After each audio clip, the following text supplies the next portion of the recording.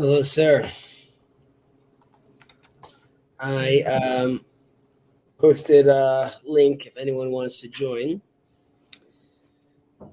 As always, we're always happy to have people over. One moment, please. Sorry. Okay, so Ben, we had a little hiatus. We did. We had a little hiatus because. So tell us, how was your move? How's Austin? How's the new home? It's still going. It's all still going. So yeah, I'm using a combination of cardboard boxes and random chairs to figure out what to eat and to do other things. I But see. that's the state I'm in. Okay, did you meet any of the neighbors yet? I met one neighbor. All right. It was very nice. Is it a shachen tov or a shachen ra? Is it a good neighbor or yet to be seen? Yet to be seen, probably. I didn't meet him too much. I did go to I did go at Friday night dinner at the Chabad place. So I met a few people there as well. So that was nice.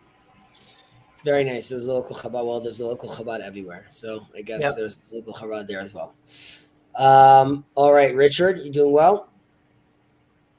Glad to hear. Okay, I have the things. And you're adding the screen? Yep. All right. So, where were we? So, sorry.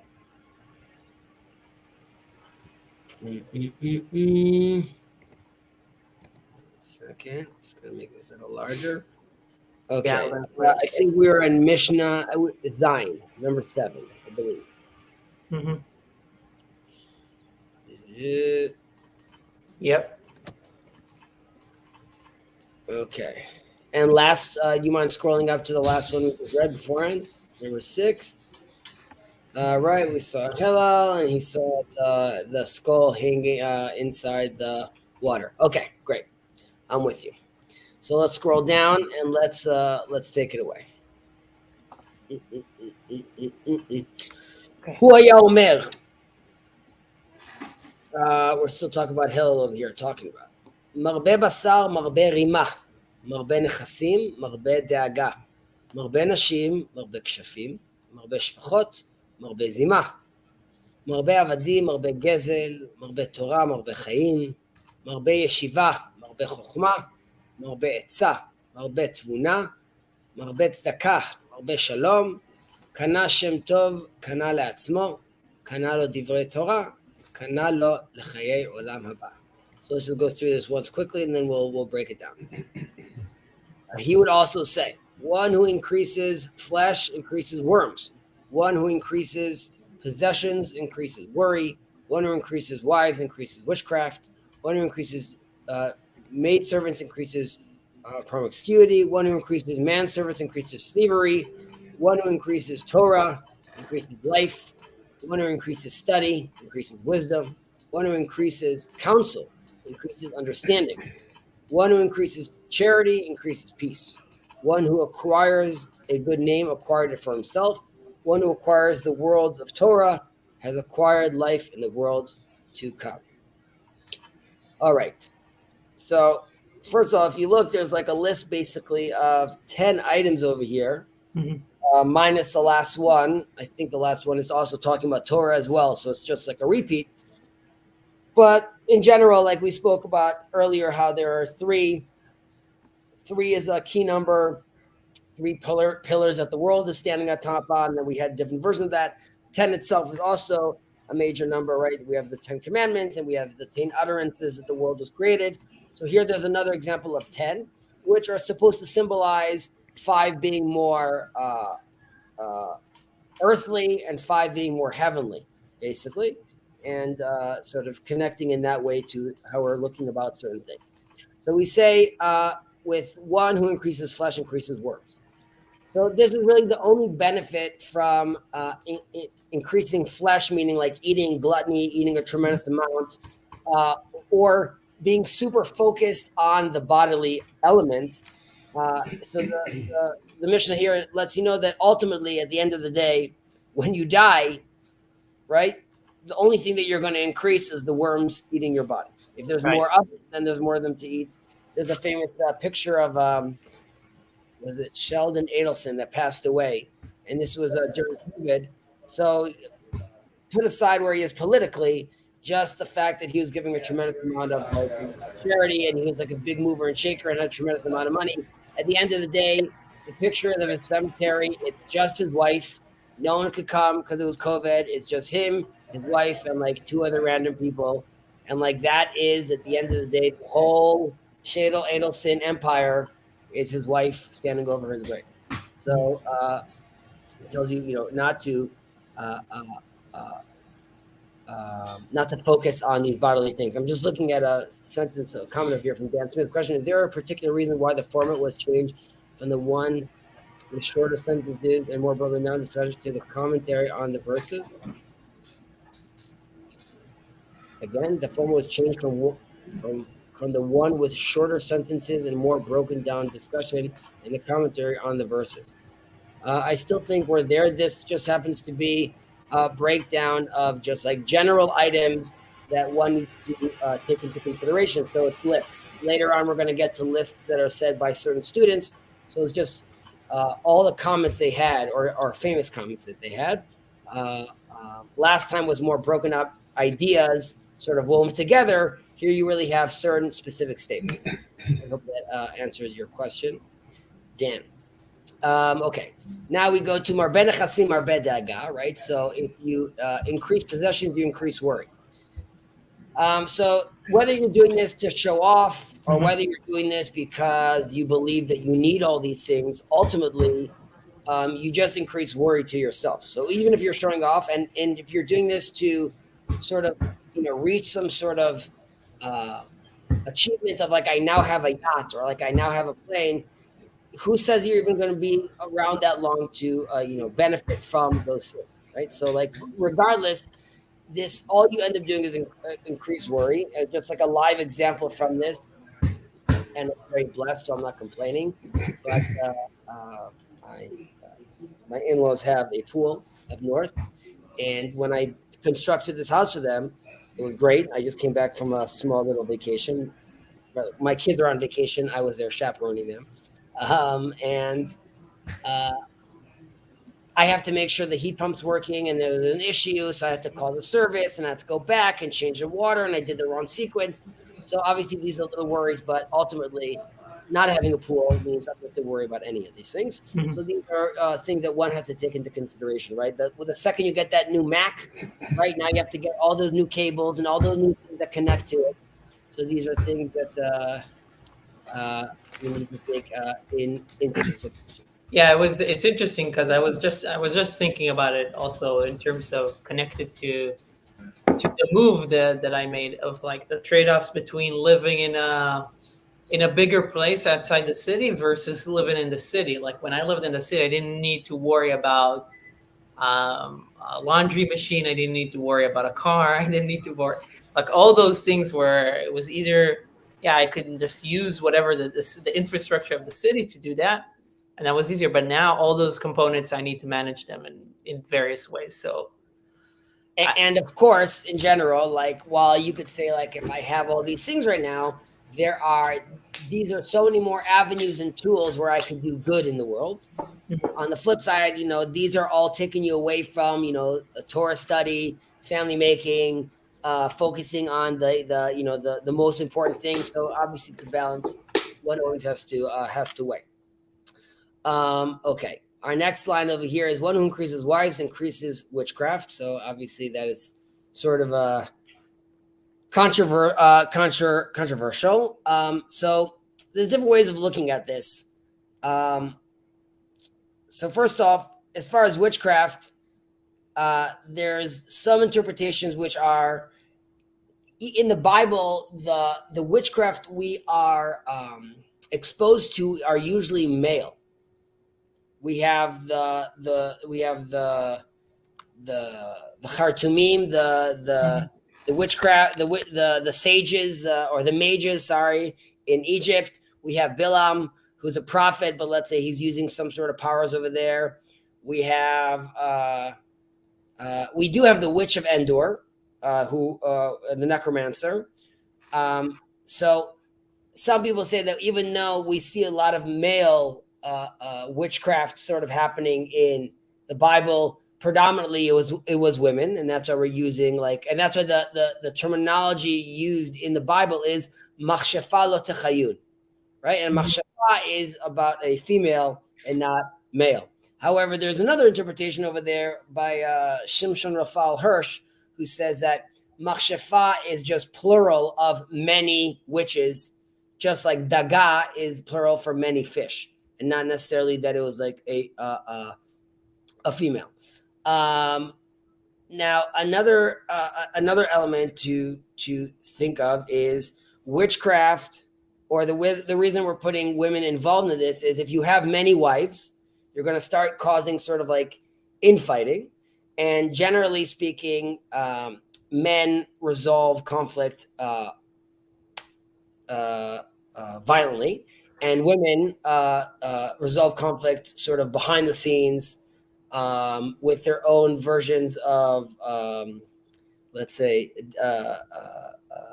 bad naming someone or defamation of such a sort. So you have many wives, which are going to start causing, and definitely at the time that this is written, you're going to start causing a lot of jealousies. Now, they're not going to blow up right in front of you. It's going to be backstabbing. It's going to be love potions.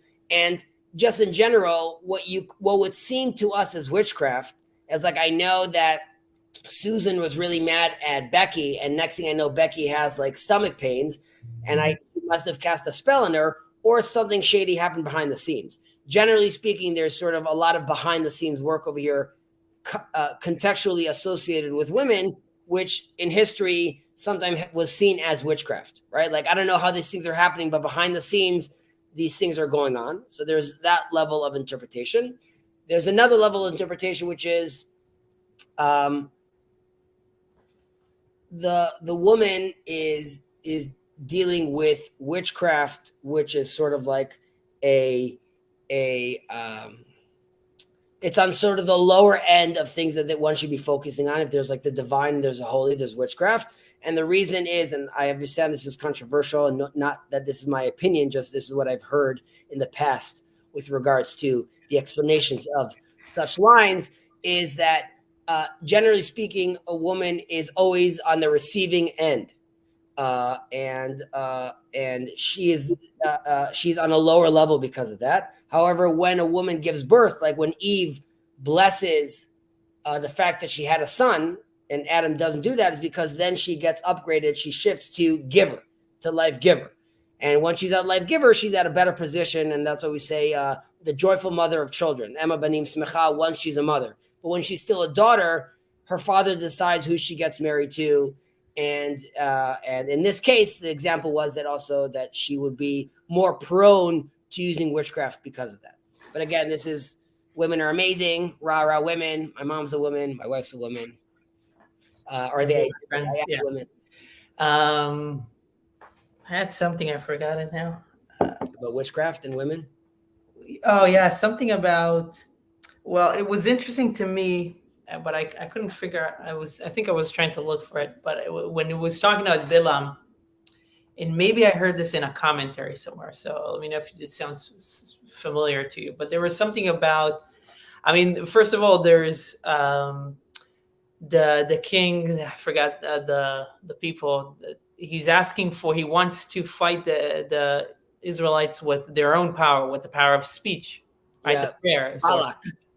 Balak, yeah, but he wants to fight the Israelis with speech. So there seems to be something with shafim, with witchcraft and speech and speaking, and like you spoke about, kind of like thinking about the ways that different, like the men and women would, the tools that they use, right, to do things. So there's something about speech with that. fists and words. Well, there's well, I'll answer. So I'll comment about something you said and then answer Dan. Yeah. That the famous words of magicians in Hollywood, or in plays is abracadabra, right? And abracadabra is in Aramaic, evra kadabra. I will create, like bria, like creation, kadabra, like I speak, which is the power of words, right? The words I say, the spell I say, the incantation I say, the sequence I say will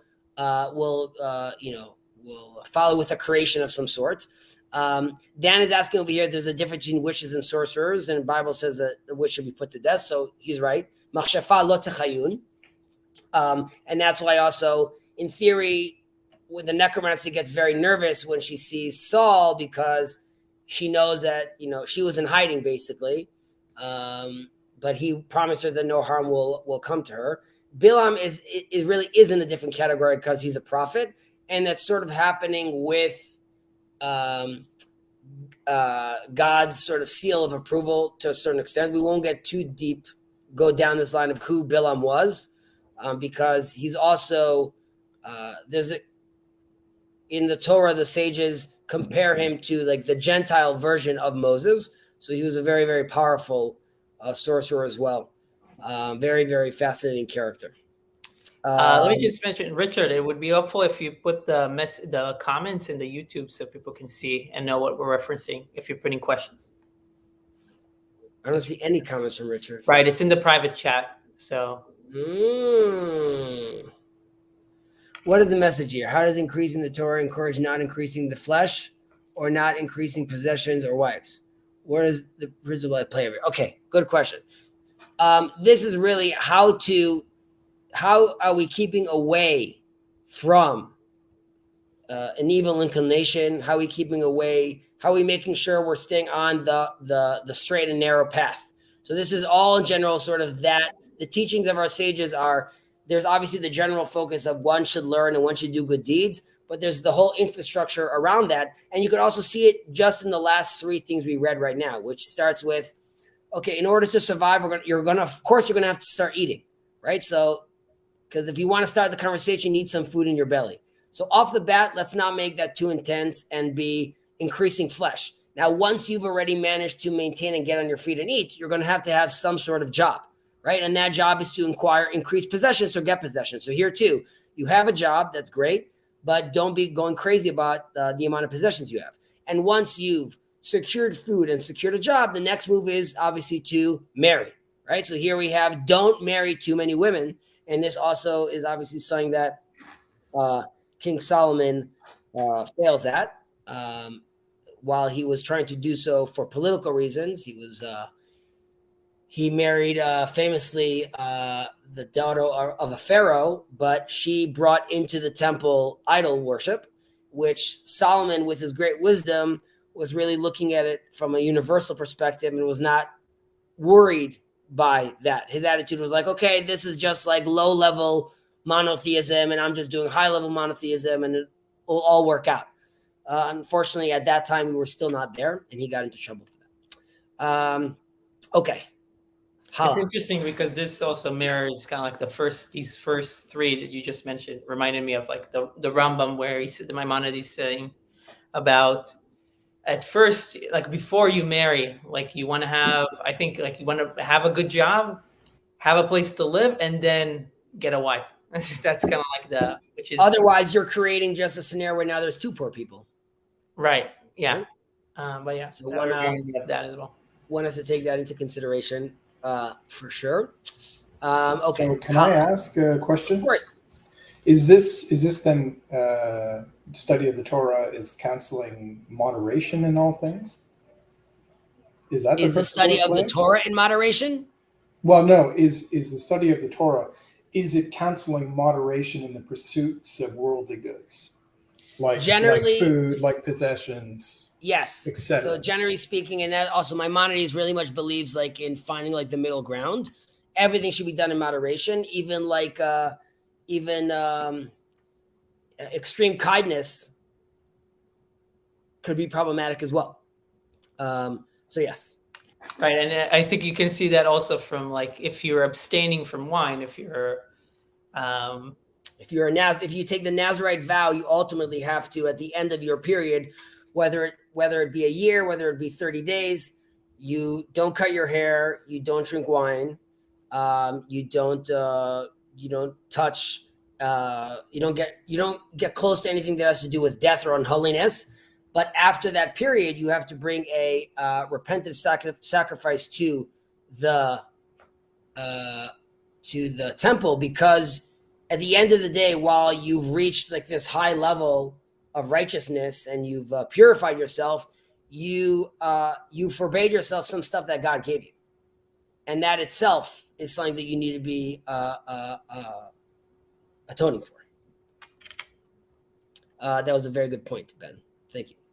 I should have you finish my speech. I should have you just around to finish. Like every time I have a reference. So there's this thing I can't remember exactly, and then Chezi will play. It's just because we're simpatico right now. It's just because it's Richard brings it out in us. Marbeh shifchot, marbeh zima. Okay, so we said, what was this in English? One who increases maid servants increases promiscuity. So first of all, off the bat, quite clear what's happening over there. You're really creating a bad environment where there's not much work getting done. Also, well, let's put this into context. Generally speaking, you're a Jew and you're wealthy, so you aside from the kids, so you also need like a maidservant. If you have multiple maidservants, usually it's redundant. You're not a king. You don't have like massive lands. And also at the time, just as an example, with regards to Hanukkah, there's a question of if you're living on like a 2-story building, can you have the Hanukkah lights or your menorah that is being shown to the public? Can it be on the 2nd floor? And at the time, they're having a discussion in the Talmud period. They're saying the 2nd floor, people are not used to looking up, because usually most people don't live in buildings. So it's not permitted, because your eye loses control at that point. You can't focus at that height. Today, when we have skyscrapers, right? So that's no longer the case. However, specifically on that item, the rabbis said that it basically, because there's other skyscrapers today. If you're on floor 40, there's someone else that's on floor 40, and it's as if you guys are both on ground zero again. So it sort of equalizes out. Either way, my point was that massive houses for the Israelites wasn't something that was very common. So having multiple maidservants is usually more of a status flex than something that's needed. And that's why you're going to end up having redundant work, or there's going to be a lot of people standing idly by, and women standing idly by that are maidservants that are not necessarily educated women, could just cause to promiscuity and cause many, many issues in that regard. So that's fairly clear. Marbeh avadim, marbeh gezel. However, if you have manservants, you are also sort of increasing the chances, the likelihood of things being stolen from you. Here too, on the male version over here, there's many men. There's more finger pointing and blaming going on. Oh, this wasn't my job. It was his job. He was supposed to take care of the back garden. There's a sense that no one could really track what's going on. And because of that, and no one could track. And 2, they're aware themselves that they're not all needed. This leaves sort of this mindset that there's overflow over here and I could steal. There's another issue over here, which is the mindset of the maidservant, or whether any of the maids or manservants living in the house. This is really a mindset of no responsibility, of no self-responsibility, really, which you sort of have with like teenagers, which we know how difficult teaching teenagers is. And it's because you're in an environment where, in theory, they're not little kids anymore, right? If they were hunting, they were out hunting already, gaining mammoth. Mm-hmm. At 13, you have your bar mitzvah, all the rules apply. So you have like these mini adults already, but we still treat them as children. And that's why it's very hard to sort of get them to play along. Unlike, let's say, if you're like dealing with first graders or 2nd graders, because they have no sense of self-responsibility. And then right after that, in Israel, at least at the age of 18, you're like, okay, now you could get a gun and you could join the army suddenly. So these are. You're saying that having a lot of servants would lead to that, to an adult or to the owner being like that? No, I'm saying having a lot of servants is great. Yes, it would be as in you'd be creating an environment where at that time, if you have a 13-year-old child that's not in school, he's working in the house. He's not on his Xbox. Right. But the people that are doing nothing, that are still sort of still under your roof, but are like these like mini, like, you know, still acting like children, would be the slave mentality. Because, and specifically if there's many of them, because they realize, like, what are we doing over here? Really, we're not in charge from ourselves. It's not our own time. So it's just a bad culture to build inside your house. Yeah. Okay. What's up, Chad? It's good to see you. I'm glad you're here. You're welcome to join. And Sandy, it's good to see you as well. And Andrew. Okay, increases thievery. One who increases Torah.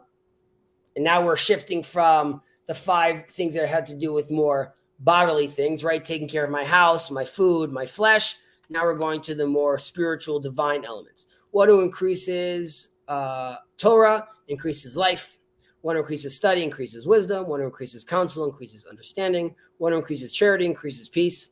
One who acquires a good name acquired it for himself. One who acquires the words of Torah has acquired life in the world to come. So let's just break those down now. Okay, so the Torah, well, it's like, while you utilize some of your quote unquote living time, if there's this movie called Out of Time with Justin Timberlake. I don't know if you ever saw it, but basically it's all about the currency is time. If you're 1,000 years old and you give around time. So you could come and claim like, well, I'm learning Torah. I'm not like living, right? Like this isn't like YOLO because like I'm in the middle of studying. However, obviously this is biased. One would say that learning Torah is enriching the actual life you have. And in that way, it's like upgrading that life. So even if you spent, 10 minutes learning, it's really, quintupled in its life force. So you're really increasing your actual life. Right. Marbeh yeshiva, marbeh chokhmah. How did they say yeshiva over here? Study. Okay. So this is also in Hebrew, the word is yeshiva, is sitting down. And you could say this is happening in studying. The word would be wrong, would be like sitting to study. And the attitude is, if you are willing to take a pause of life, or the flow of life, which is constantly in motion, this is in a certain way also like a hint to what the philosophers were doing. The philosophers were more known as sort of like walking around, and as they walked around, their students would walk with them, and this study is sort of happening with them. Here, there's stop what you're doing, sit down, and take a pause of life in a certain sense, and to really take time and consider what you're learning as well. And this, in turn, will increase the benefit you have from that. But that specifically has to do with yeshiva. There are some people that say that if you increase your learning, or if you increase your yeshiva as in your study halls, that will also benefit you, as in not you personally sitting and learning, while that's also a prerequisite, rather that if you increase study halls. Okay, marbeh etzah, marbeh tfuna. Okay, so one who increases counsel increases in understanding. So here, also a few ways of looking at it. One is like, it's the greater person who asks for counsel, who knows how to reach out, who knows his limit. Alternatively, it's one who has spent a lot of time in accumulating different ideas, vantage points, and perspectives. He is the one who has this wisdom. More than just like this actual knowledge, he can now discern between different options and see how they're relevant for each case. So there's something about allowing yourself, and we spoke about this in earlier Mishnahs, allowing yourself to just soak in the wisdom from others around you, which then in turn allows you to really have a much better vantage point. So I have a question here, because it's very interesting to me to think about always the differences between those things like chokhmah and tvuna. So here it's wisdom and understanding, but I'm curious, etzah, why does etzah lead to tvuna specifically? Is there something that you say something about differentiating? Because I'm also thinking about it from the Kabbalistic, about how they explain chokhmah, bina, dat. Is bina kind of equivalent to tvuna, or? So let's not get confused also with like the terms over here in English that are translated, right? We have over here Marbe Shiva, Marbe Chochma. And here they have it, one who increases study, increases wisdom. And then we have Marbe Etzah, Marbe Tvuna. And usually we would look at Tvuna as, let's say, as wisdom. Okay. I would use Tvuna as wisdom. And here they have it as understanding. So I would say like the English interpretation would really need to be increases, one who increases study, increases knowledge, basically. Yeah. Okay. Right. And then one who increases counsel, increases wisdom. Right. More or in this case, understanding, which is like, the knowledge you increase is because you sat down and you actually learned, right? But you could still be considered an Amma Aretz at that point, or like someone that is ignorant in a certain sense, as in while you know a lot of stuff, but because you didn't sit at the legs of your rabbis, you didn't have someone actually teaching you how to discern and understand these ideas, then there's only so far the knowledge is going to take you. But if you sat down and you managed to sit and learn, and while you were sitting and learning, you were also creating a space where you could accept and hear others, that is now giving you wisdom. Right. Marbe Shiva. So Shiva is studying, is sitting down, but it's in some way it's passive. And then the counsel is something that's more active and is specific to you, right? You're asking for counsel or advice. So like you're digging even more into things. Well, it could also be passive, like we learned with Siag leChochma Shtika, right? Like, you know, a gateway to wisdom or to knowledge is silence, right? It's just being quiet and sort of hearing what's around you. And that is in a certain way like a passive action, so to speak. Beseder.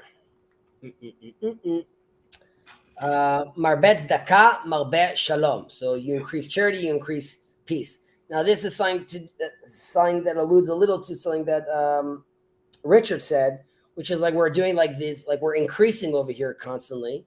And with charity, in theory, you have to increase charity. Unlike the other things, which you could be like, here's telling you if you anyways need to learn some Torah. If you learn a lot of Torah, there's benefits to it. Anyways, you should be sitting and studying. If you do much of that, you know, you'll benefit. So these are all things that you're going to benefit from. However, from charity specifically, because charity is something that you have to do, even when you give charity, there's still the concept of like, I'm being forced to do so. Like I'm being told to do so because part of my community.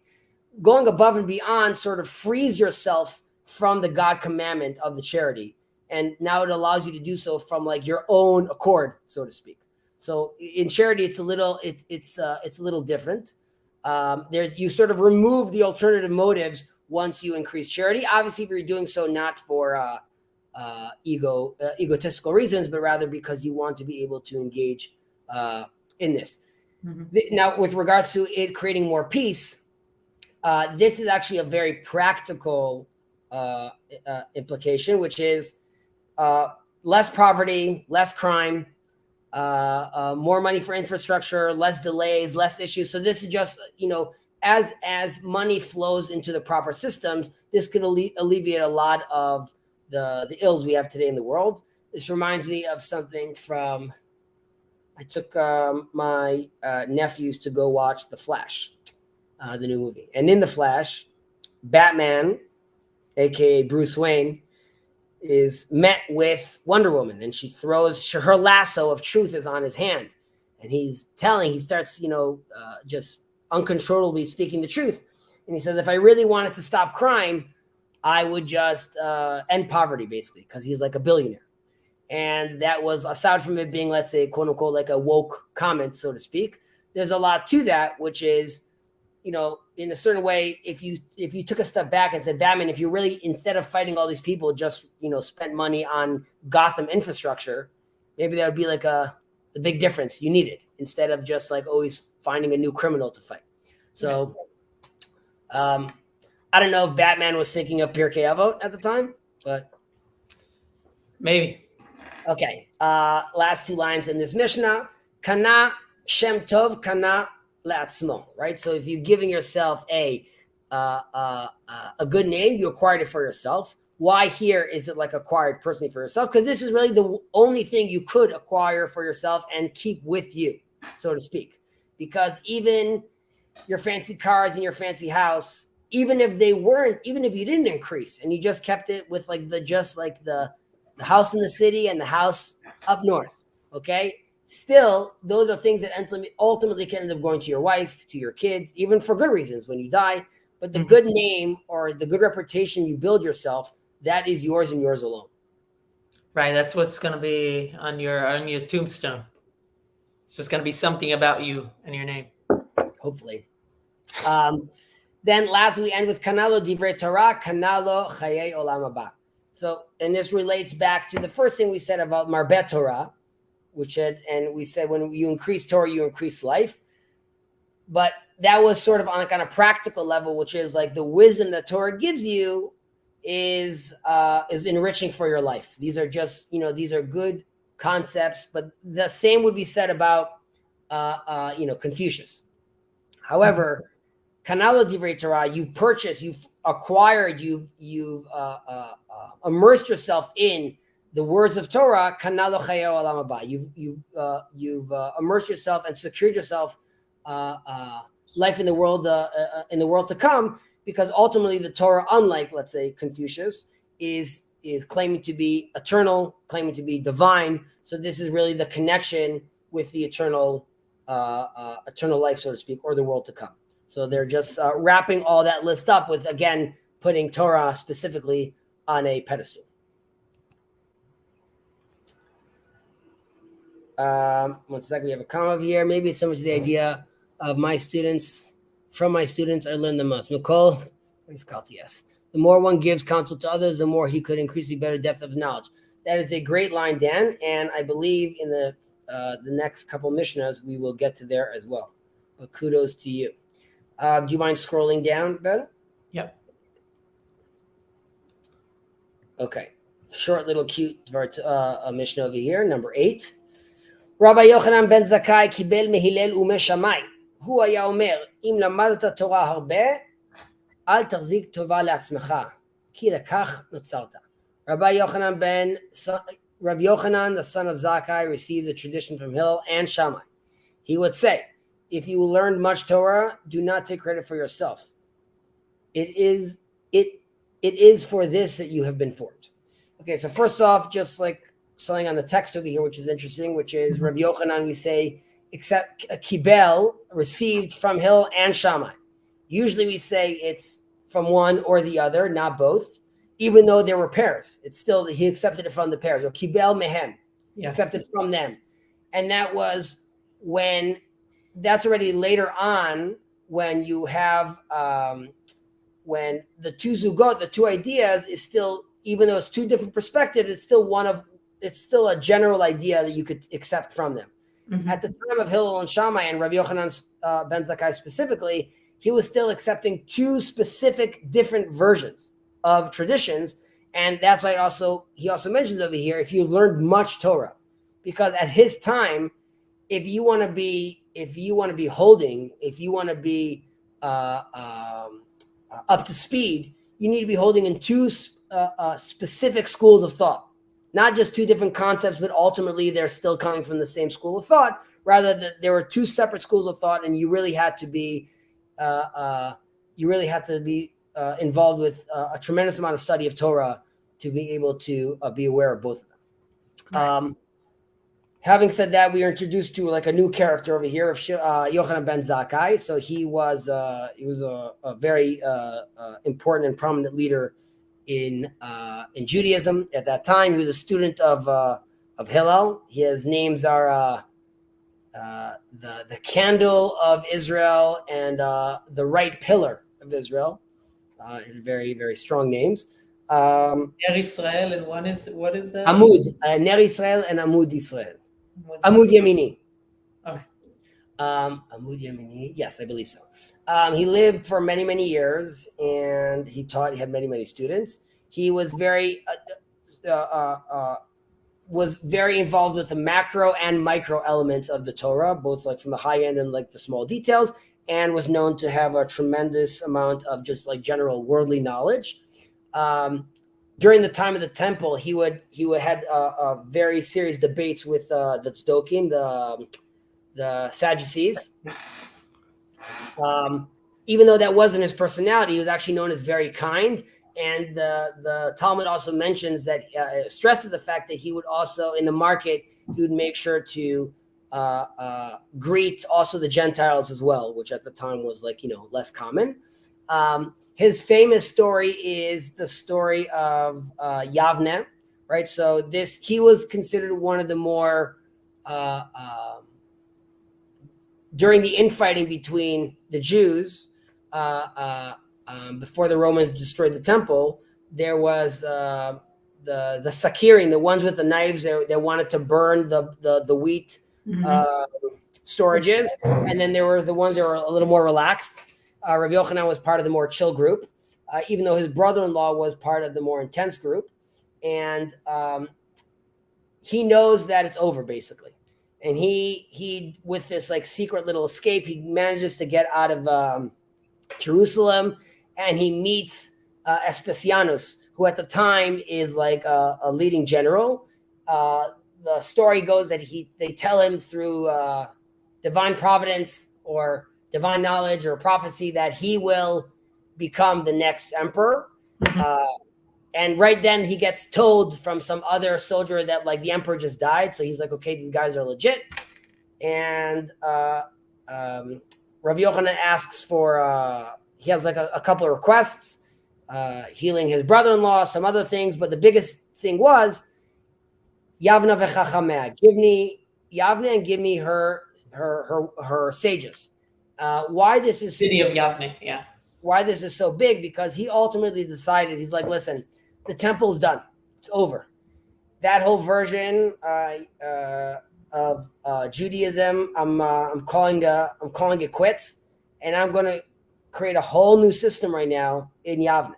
So this was extremely, extremely dramatic, and it's difficult. I was talking about this with my brother, how we can't identify people like this anymore. People that have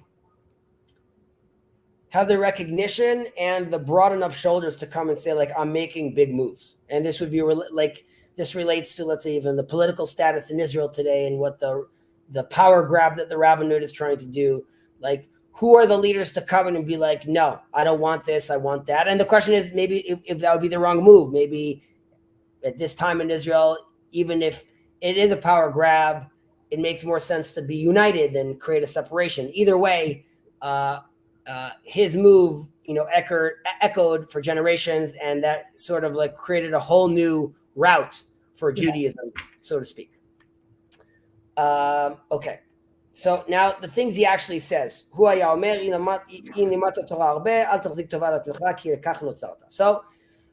don't think too much of yourself if you studied a lot of Torah, because ultimately this is a prerequisite for all Israelites. Everyone needs to study much Torah all day, all night. So the fact that you studied a lot of Torah is basically you doing what you're supposed to do. You coming out and saying, like, look at me, how great I am. It's, sort of slow your roll, buddy. You're just doing what everyone else is supposed to be doing. Some of them don't manage to do so, but that's what you're supposed to be doing. Also, al tazik tova la'atzmecha. Don't think this is all coming from you, because you have to say that you have to recognize that it's all from God, ultimately, right? And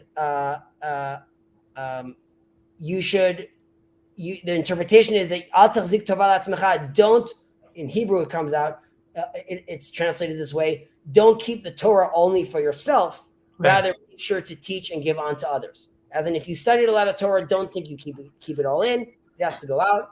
And also, the fact that it says ki lakach notzarta, and in English the terminology is for this is what you've been formed for. It's specifically you. Even though we just said a second ago that, like, listen, the prerequisite is for everyone to learn Torah, then like you're just like another cog. Having said that, it says because this is what you've been formed for. The Torah, unlike other things, is not just general wisdom, rather it's God's will. And God is telling you personally, Ben, Richard, Chezi, come interact with me through my will and your personal will. Anyone that is going to be studying the Torah is bringing his own unique, personal, soul understanding of what he's reading, and that is the unique relationship that he has with God as well. So this is also just stressing the fact that this is what you personally, Ben, Chezi, Richard, have been formed for, to build this unique relationship with me, God. Hala?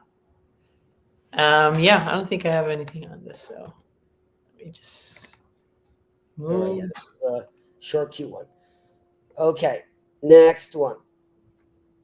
חמישה תלמידים היו לרבן יוחנן בן זכאי, ואלו הן רבי אליעזר בן הורקנוס, רבי יהושע בן חנינא, ורבי יוסי הכהן, ורבי שמעון בן נתנאל, ורבי אליעזר בן ערך. הוא היה מונה שבחם. רבי אליעזר בן הורקנוס בור סוד שאינו מאבד טיפה. רבי יהושע בן חנניה אשרי יולדתו. רבי יוסי הכהן חסיד. רבי שמעון בן נתנאל ירא חטא. ורבי אליעזר בן ערך כמעיין המתגבר. הוא היה אומר, אם היו כל חכמי ישראל בכף המאזניים, ואליעזר בן הורקנוס בכף השנייה, מכריע את כולם. אבא שאול אומר משמו, אם היו כל חכמי ישראל בכף מאזניים, ואליעזר בן הורקנוס אף עמהם, ואליעזר בן ערך בכף השנייה, מכריע את כולם. So let's just go up and read this in English, and we'll break this down. Rabbi Yochanan, the son of Zakkai, had 5 disciples. Rabbi Eliezer, the son of Hyrcanus, Rabbi Yeshua, the son of Hananiah, Rabbi Yosef, the Kohen, Rabbi Yossi, the Kohen, Rabbi Shimon ben son of Nathanael, and Rabbi Eliezer, the son of Arach. He would recount their praises. Rabbi Eliezer, the son of Hyrcanus, is a cemented cistern that does not lose a drop. Rabbi Joshua, the son of Hananiah, fortunate is she who gives birth to him. Rabbi Yossi the Kohen, a chassid, a pious one. Rabbi Shimon, the son of Nathanael, fears sin. Rabbi Eliezer ben Arach is an ever-increasing wellspring. We'll stop there and we'll catch up as we go on. Okay, so first of all, this is something that Dan mentioned, which is Rabbi Yochanan ben Zakkai didn't only have 5 students. He had many more students.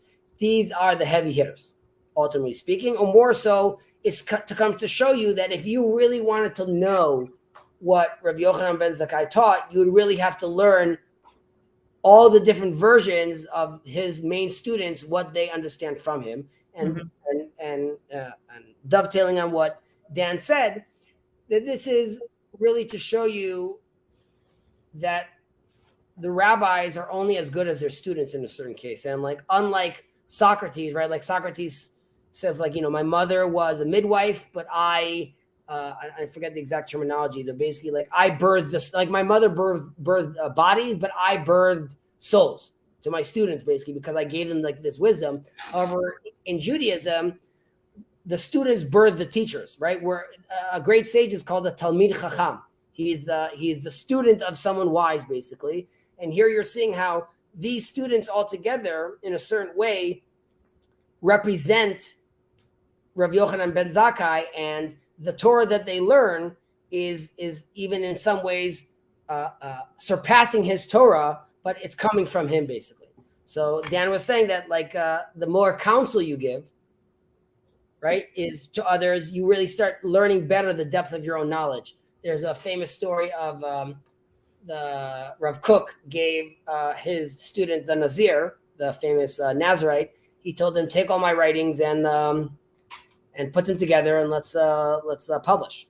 So he does all that, and he gave it to the rabbi to look at. And the rabbi was looking, and he says, like, I'm reintroducing myself to myself, basically. Like, now that I see that a student took my writings and formatted it and changed it around and created this order, now I'm learning more about myself and the things I taught. Okay, so Rabbi Eliezer ben Hyrcanus borsuch and Omebet Tipa is this cemented cistern that doesn't lose a drop. He would remember all the Torah elements. Like in the cistern, it says basically all water that you pour inside, nothing gets lost. It all stays remembered. He's very much, as an example, which we'll get into later, of like the traditionalist. And because of that, though, he's very much stuck in his ways. Right? Because he is this solid cistern that's not losing any water, he's very, very sure in his ways. And he's not going to be budging around or playing any games with anyone with that regard. Rabbi Yeshua ben Hananiah, Ashrei Yuladeto. So this is really like easy. Like every mother is happy that her son is born. So that's the great praise over here, is you have to read about who this person was, he was known as a polymath, which was like at the time, like, very uncommon to have someone that is just like fantastic in all different industries and ways of knowledge. And they say his mother would bring him to the study halls as a baby so he could really absorb as much Torah as he possibly can. Rav Yossi HaKohen, Chassid. So a Chassid is someone that goes above and beyond. Here, the translation is pious.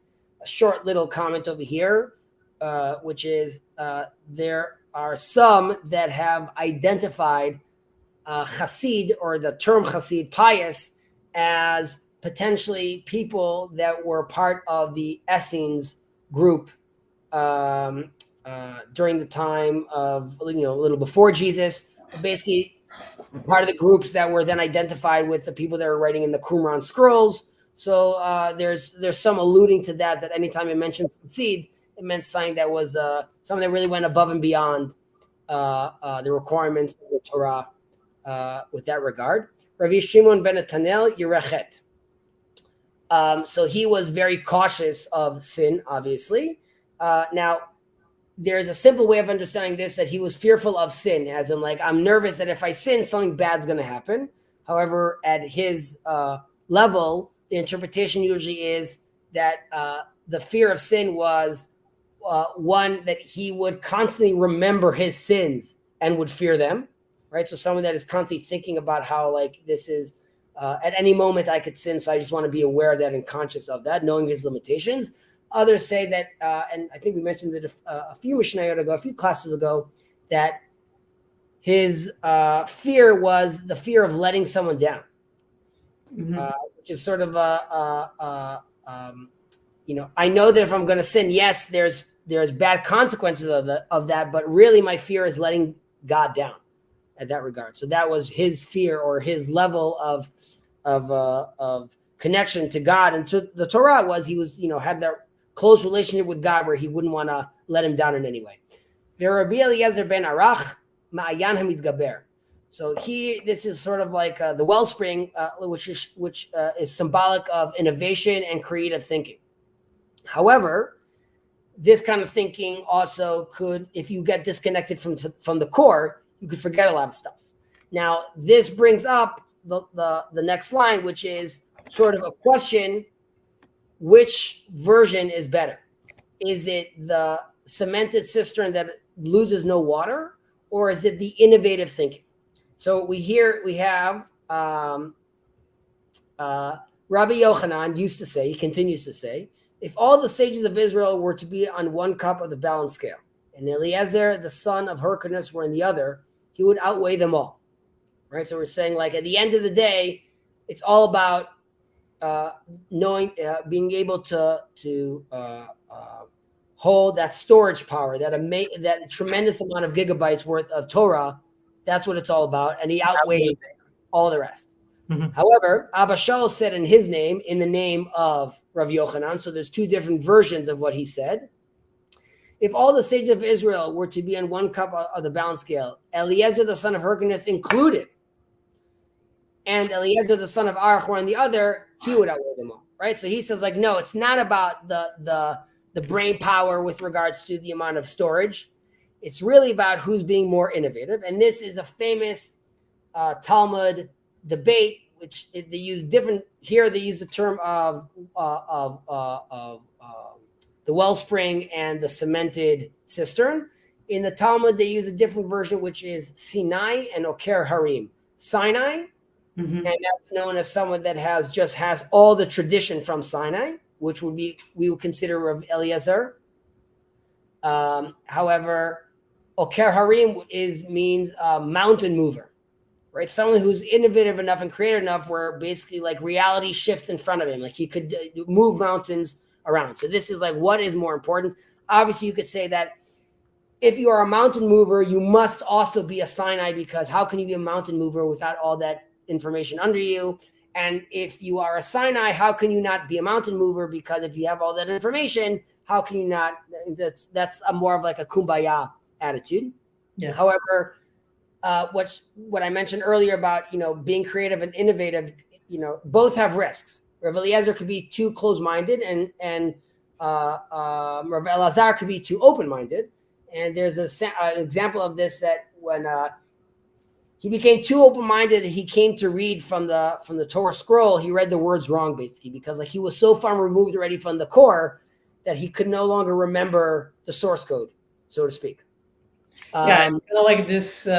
We spoke about like we say about things in moderation that implies a spectrum of, you can call it bias, of like you're either biased for more innovation or you're biased for kind of more like the conservative hold of like holding things as is. So that's kind of like probably, I would assume those two people are like you said, there's a kumbaya. Like if you know Sinai, you know that innovation is part of it, but still you're more leaning towards keeping things as is, let's say. All right, I believe in Mishnah Yud Aleph, we pick up on that soon. So let's continue reading, and then we'll get there as well. I think we get back to this debate, so to speak, or we might. I'm not exactly sure. I don't exactly remember. We'll see as we go down. Okay, next verse. Amar lahem, Rabbi Yochanan. You want scrolling down? Little. Yud, yeah. 10. Amar lahem, tsuru ezohi derech tova shidbak ba ha'adam. Rabbi Eliezer omer, ayin tova. Rabbi Yeshua omer, chaver tov. Rabbi Yossi omer, shachen tov. Rabbi Shimon omer, haro'eh et hanolad. Rabbi Eliezer omer, lev tov. אמר להם, רואה אני את דברי אליעזר בן ערך מדבריכם, שבכלל דבריו דבריכם.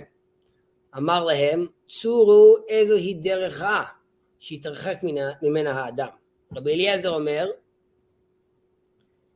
עין רעה, רבי ישוע אומר, חבר טוב, רבי יוסי אומר, שכן רע, רבי שמעון אומר, הלווה ואינו משלם, אחד הלווה מן האדם, כלווה מן המקום.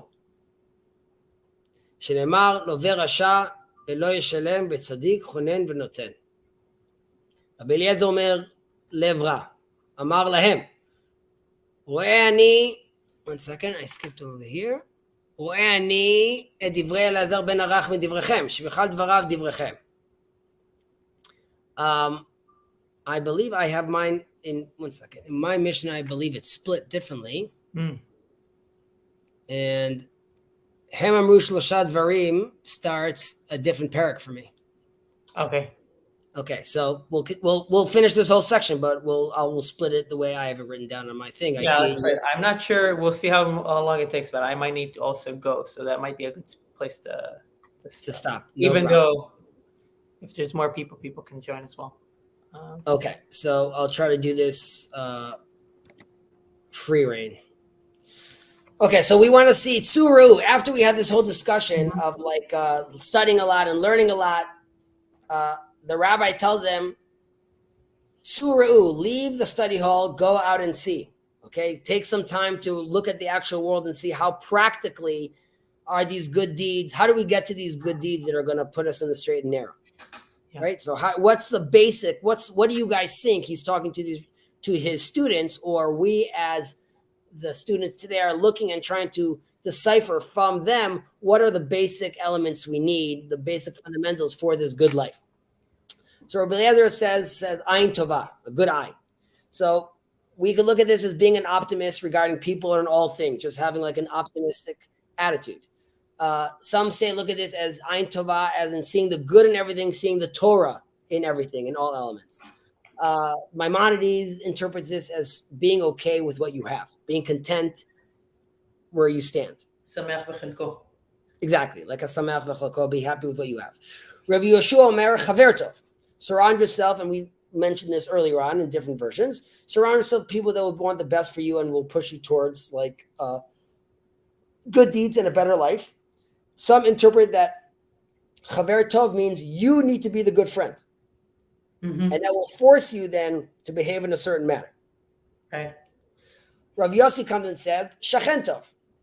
It's the shachen, unlike the friend, which could be living in Sacramento, the shachen tov, the good neighbor, is creating a good environment in a good place.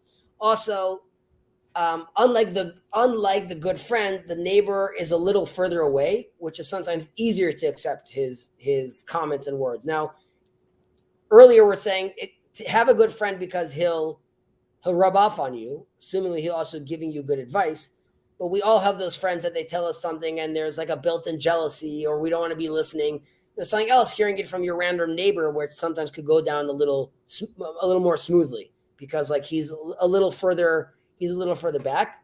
Right. Also, with the neighbor, he's seeing you sort of walking around and he's seeing you from the periphery, and he's with a good friend, you could sort of let your guard down because you know he's going to judge you favorably. But with the neighbor, you got to keep up a good perception. So this too has to do with just putting yourself, the constraints you're building yourself, a good environment, people looking at you, you're going to be forced to act in a good way. Rav Shimon Omer, Ha'o'et hanolad. And how does he interpret this in English? What is born out of one. Okay. So this is really to, my dad would always tell us as children, have a plan C for your plan B, right? Have contingency plans, see what's coming up ahead, see what's on the horizon. That is where you're going to get real wisdom, basically what's coming downstream. And this is, again, removing you from the here and now, which goes back to like having a lot of properties or gaining a lot of money. Like don't be focusing on what's happening right now. Look to the future. See how the moves you have today, the butterfly effect they might have. Right, second and third order effects. Exactly. Second and third order effects. Rabbi Eliezer Omer Levtov, he says a good heart, because a good heart, so you can identify the other good out there. Like you need to know, like you have to have your own internal clock that's telling you what's good, and then you could start your journey. Some say Lev Tov means be patient. Like God is patient with us, you should be patient. Amar lahem.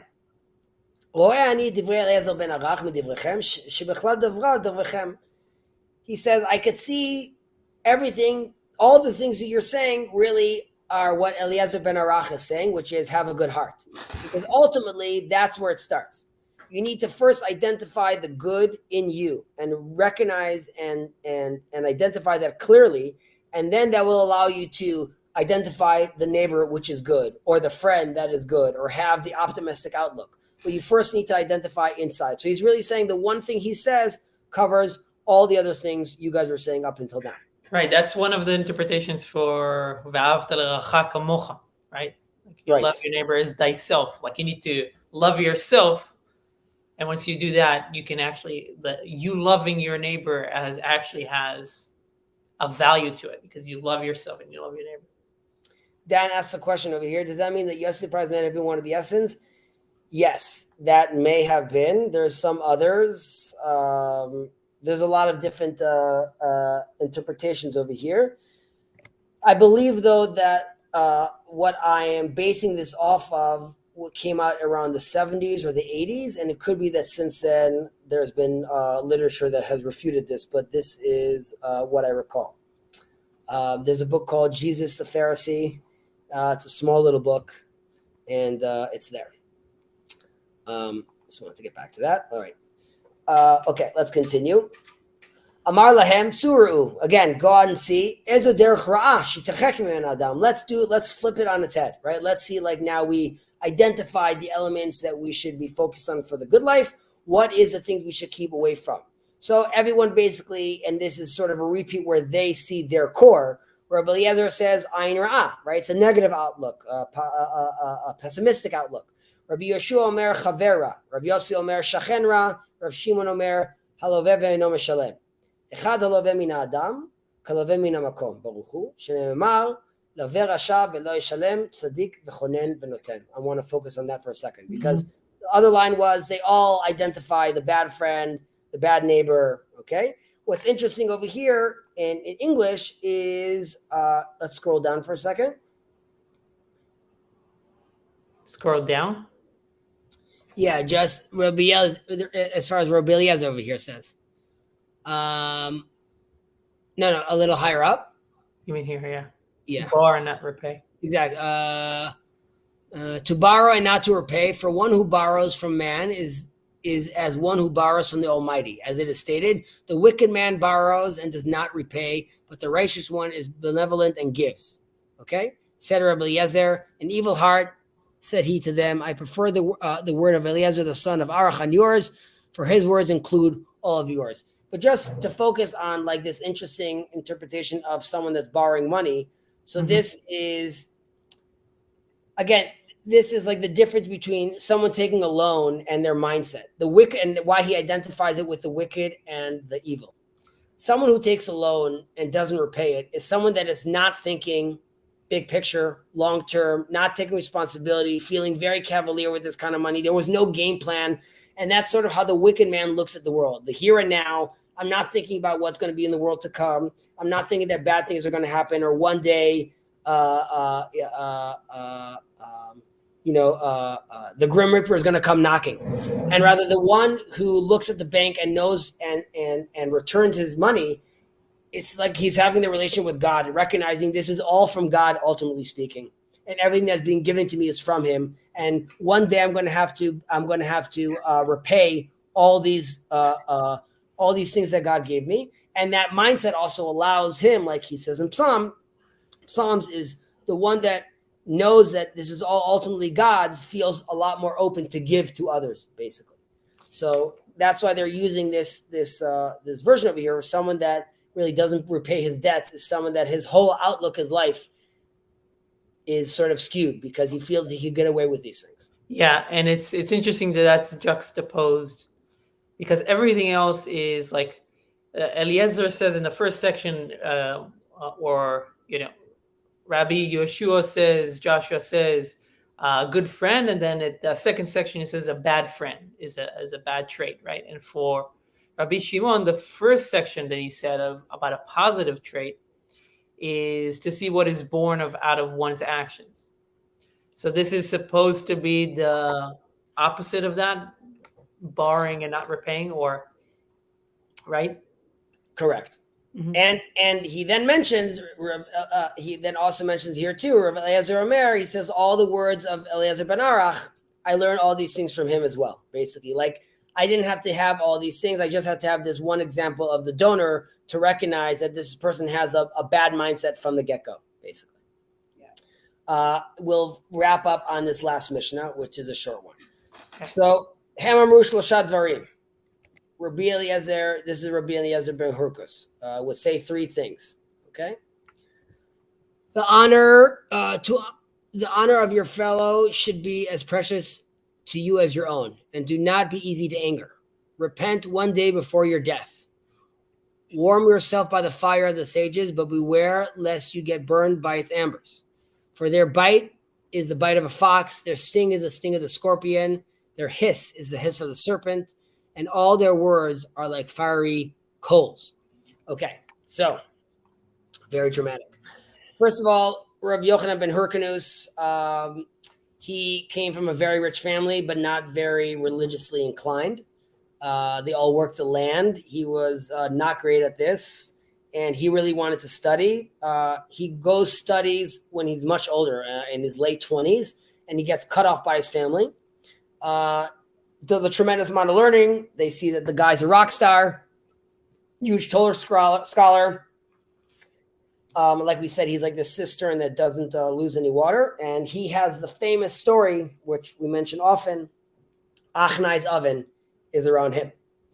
And in case Richo doesn't know the story, there's a specific oven, and they're discussing in the study hall, how do you purify this oven? Basically, kind of become unholy? What are the technical elements of this oven? And there's a disagreement, and the majority of the rabbis are going one way, and Rav Eliezer says the other. And they disagree, and he's like, guys, I'm Rav Eliezer, I'm the big dog.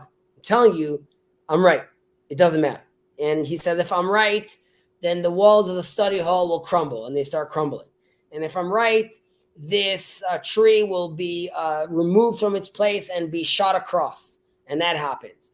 And the water in the stream will flow the other direction. Now, obviously, these are all symbolic of basically how strong his wisdom was, and showing how that like his interpretations of things are so correct that there's mastery over the elements themselves. Ultimately, the divine voice comes from heaven and says, the halacha, the law, is according to Rabbi Eliezer. Regardless, the majority of the rabbis come and say, Lo b'shamayim hi, right? The Torah is no longer in the heavens. The Torah was given to us, and we now have jurisdiction over this Torah. And because of this, they excommunicate Rabbi Eliezer. He gets pushed out. And there's also known that God, the continuation of that story is that God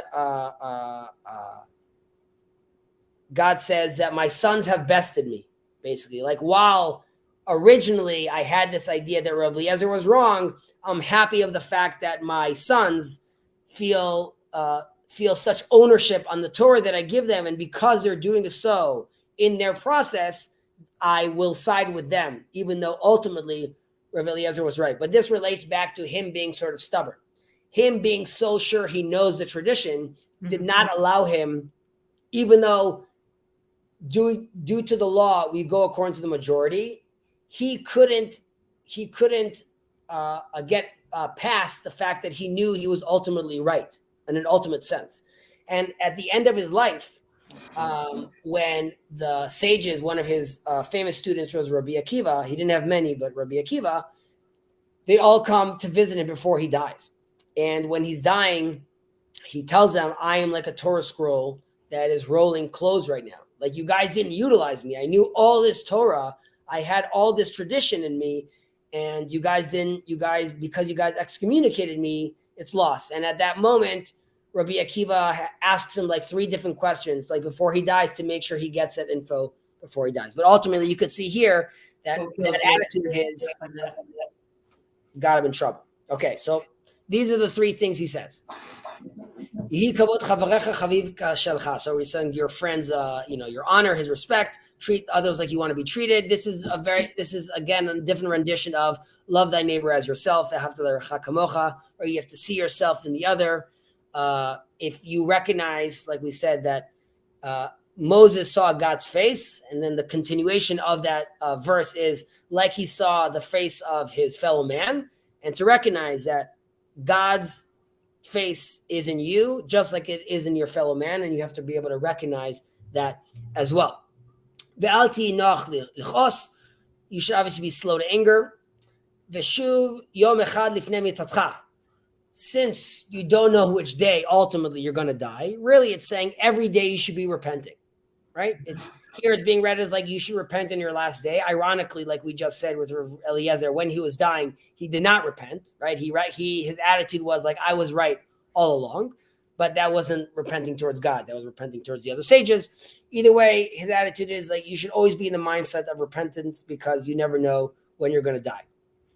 And then we have this whole line about the sages, which you should be basically like warming yourself by their fire, right? But be very careful that you don't get burned by their embers, by their coals.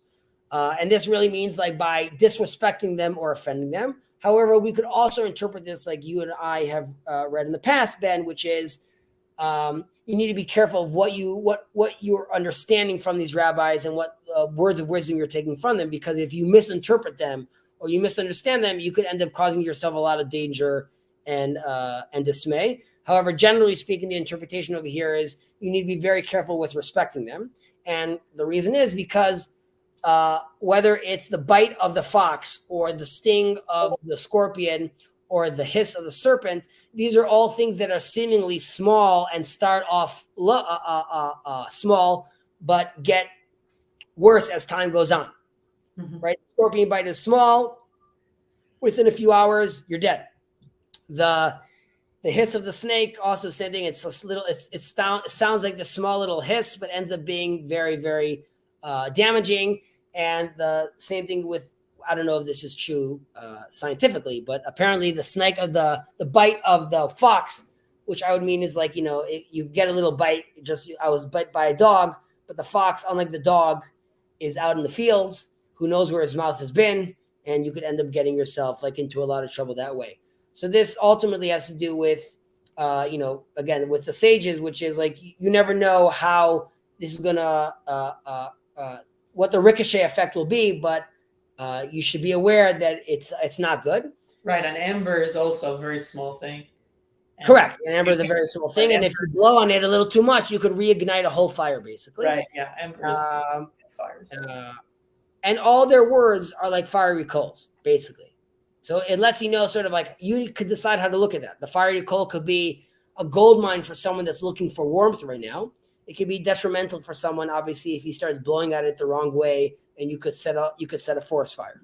Yeah, it's interesting because like coals are so like if you live in the field, so especially if we take the perspective of somebody who does not have does not have electricity, there's no power, like just from myself knowing to live, if you're camping or anything like that, to even have one coal that you can kind of reignite another fire and do something else with it, that's so important. So there's like something almost eternal in that one coal that you can kind of keep bringing more and more or reigniting more fires with it. So it's kind of a cool imagery. I agree. On that note, I know you got a boogie, so we could end the stream there, I think. Yes? Yeah, it's good with me. Richard, any questions? Are you ready for a good life now? I am. I mean, isn't Torah study a lifelong endeavor? And exactly. If you get to the end of it, and you get to the end of it, and you claim to have finished, that you have in fact missed the point. It's very true. All right. And are we on next week, Ben? Or yeah, we are. Awesome. Have a good evening, all. Believe in yourself and be slow to anger. Thank you, everybody. Thank you, Chezi.